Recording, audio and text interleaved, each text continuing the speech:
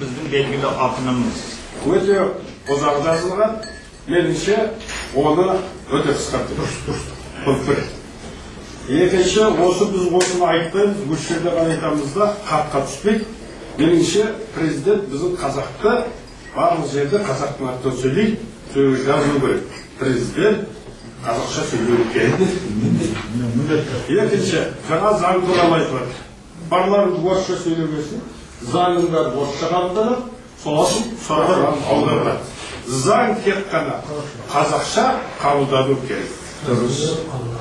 Енді жаңа айтылып қалды мына жерде, лауазымды мемлекеттік адамдар қазақша білу керек. Жоқ, мемлекеттік барлық қызметкерлер қазақша білуге міндетті. Сол қосылса дейді.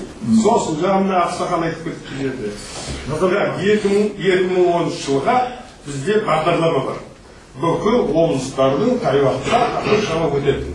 Бізде заңда сөзде бәрі әдемі. Енді көшетін уақыты болды, ол келді ғой. Көшіп кетті. Соның қалай болып жатқанын және осыны бір өте қатаң түрде қабылдау. Сол кірсе, анаға кіру керек деп ойлаймын. Сосын мына алфавит туралы, әліпбит туралы.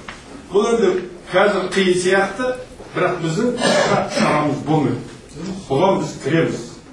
Бір какой-то 5-6 миллиард халықтың ішінде 1,5 миллион адам сөйлегеннен ол тіпті шықпайды. Біз оны ертең онан да біз кірісіп бастап кеткізсек, ертең балдарға қиын болады. Ұрпаққа қиын болады. Сол себеп қазірден бастау керек.